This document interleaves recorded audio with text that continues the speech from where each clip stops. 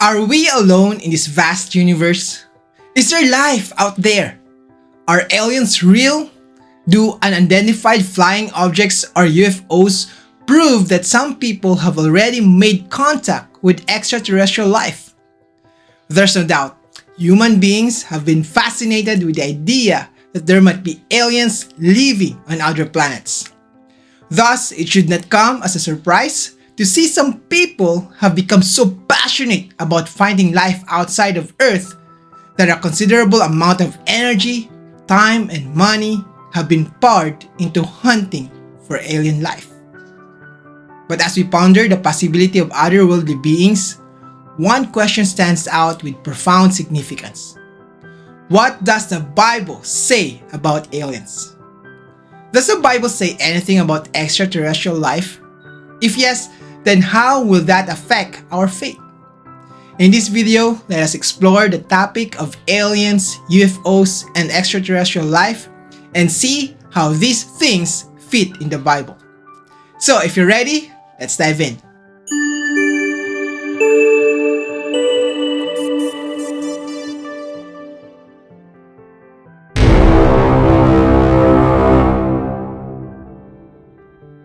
Hello everyone, I'm Joshua Infantado of Becoming Christians Academy, the best online course for you if you want to become a more zealous, faithful, and blessed child of God.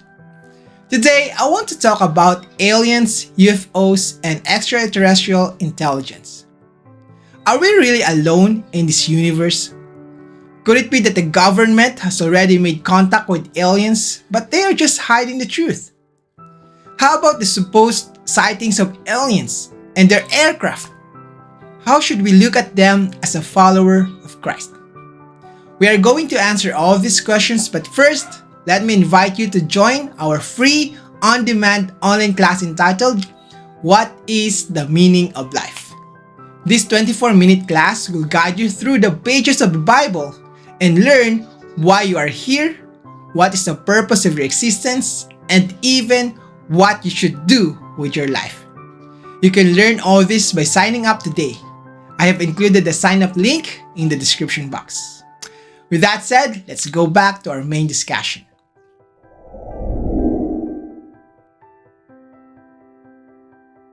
In 1966, Carl Sagan, the famous American astronomer, concluded that for life to exist on a planet, there are just two conditions that should be met.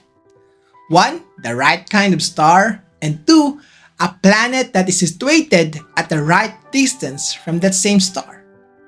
Since these two conditions can easily be met, Sagan and thousands of people concluded that there should be other planets aside from ours that are capable of supporting life.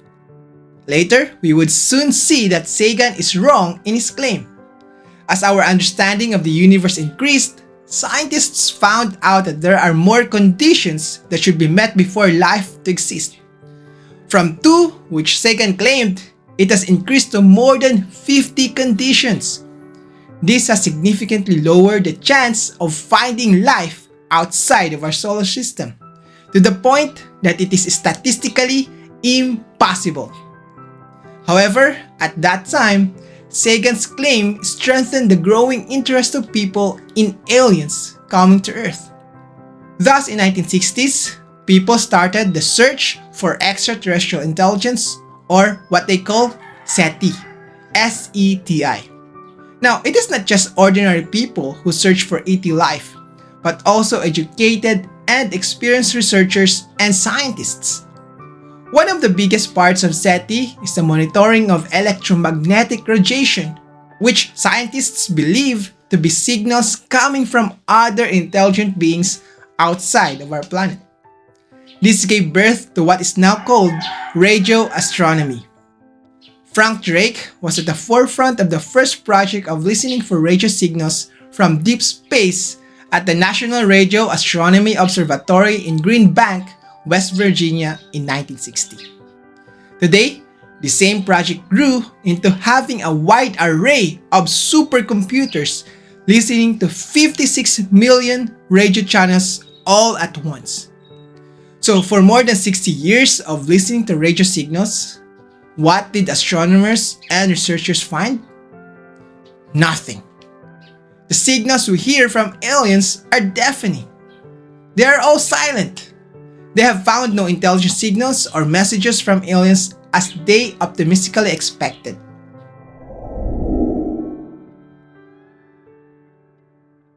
Now, many people believe that aliens do exist. According to a survey made and published by Pew Research Center in 2021, about 65% of Americans believe that intelligent life exists outside of the Earth. That's more than 6 out of 10 people. Most of them would point to identified flying objects or UFOs to be proof of the existence of aliens. As the world becomes more digital and cameras are almost everywhere, there are more and more UFO sightings reported all over the world. However, in spite of the many reported UFO sightings, very few scientists regard these reports as evidence for the existence of aliens from outer space. Frank Drake, the leading astronomer in finding extraterrestrial intelligence, who also firmly believes that there might be aliens, was skeptical about UFOs. In an article released by the De La Corte Press in 1992, Drake said, "No tangible evidence exists to suggest that we have ever been visited by an alien spacecraft. As strongly as I believe that intelligent life exists elsewhere in the universe, I maintain that UFOs are not extraterrestrial visitors. They are the products of intelligent life on this planet." So, UFOs are not a strong indication of life outside of our planet. UFO sightings, as Drake mentioned, are more likely to be a product of human ingenuity.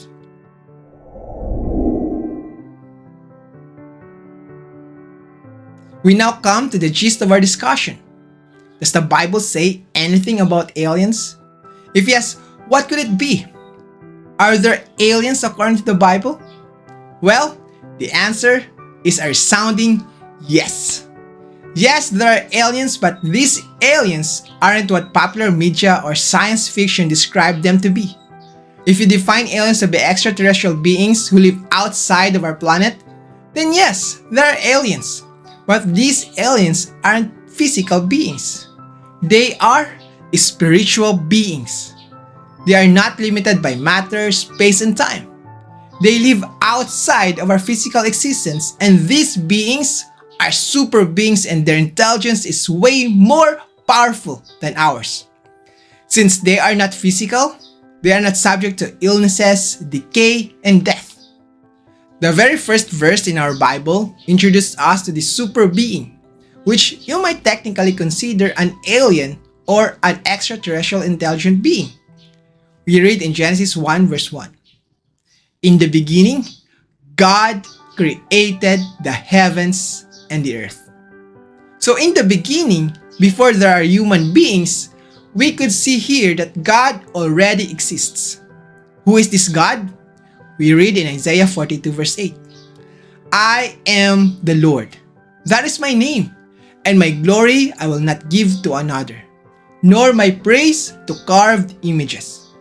In Hebrew, the Lord here refers to God's true name, Yahweh. He is the Most High God, the supreme ruler and possessor of heaven and earth. He is also our Father in heaven.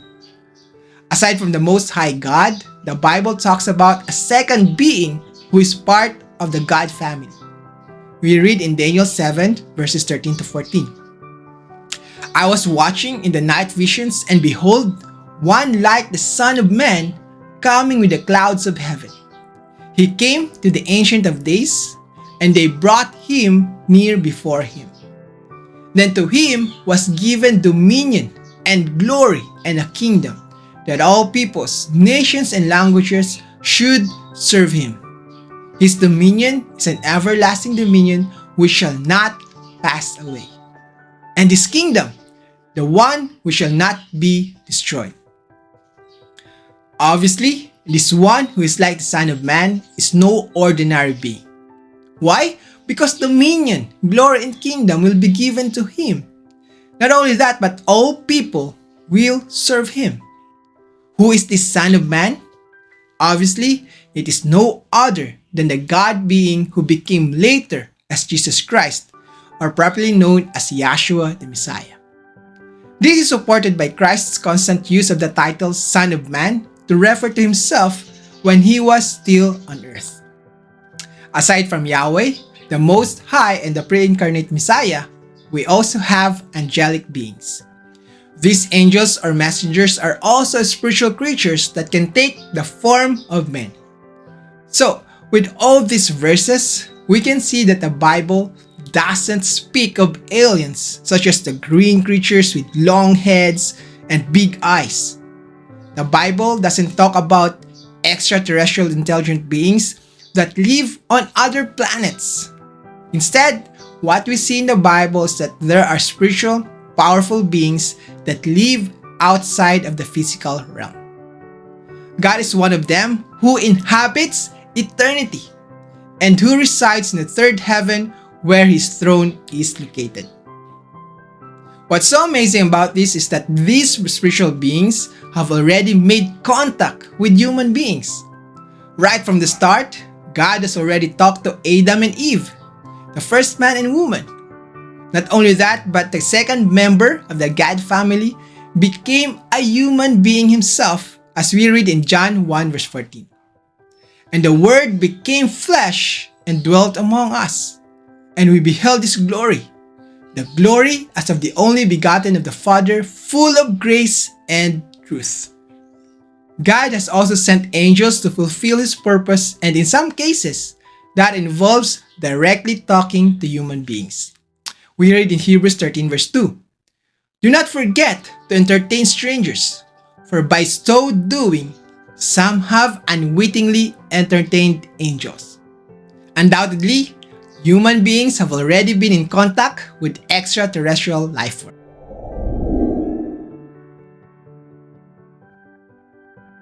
As we have read, the aliens mentioned in the Bible aren't how popular media portrayed them to be. They are spiritual beings who live outside of the physical realm. They don't live on other planets as many supposed to think they would be. Now, here's what's more astonishing. The Bible reveals that Yahshua or Jesus Christ will one day return here on earth to establish the kingdom of God. We read in Zechariah 14 verses 1, 3, and 4. "Behold, the day of the Lord is coming, and your spoil will be divided in your midst. Then the Lord will go forth and fight against those nations, as he fights in the day of battle. And in that day, his feet will stand on the Mount of Olives, which faces Jerusalem on the east." Popular media like to depict aliens as powerful beings who are going to conquer the earth, enslave or kill people. Satan is behind this propaganda. Satan wants people to think that anything coming down from the sky will destroy the earth. As a result, when human beings see Christ descending from heaven in the future with his saints and spiritual army, they will gather together and fight the returning king. We read in Revelation 19 verse 11 and 19:20, "Now I saw heaven opened, and behold, a white horse. And he who sat on him was called Faithful and True, and in righteousness he judges and makes war." Verse 19, "And I saw the beast, the kings of the earth and their armies, gathered together to make war against him who sat on the horse and against his army. Then the beast was captured, and with him the false prophet who worked signs in his presence, by which he deceived those who received the mark of the beast, and those who worship his image." As you can see, Satan is conditioning human beings to hate aliens. When Christ returns here on the earth, they will see him as an alien conquering the world, and thus, many will unite against Yahshua and will try to defeat him in vain.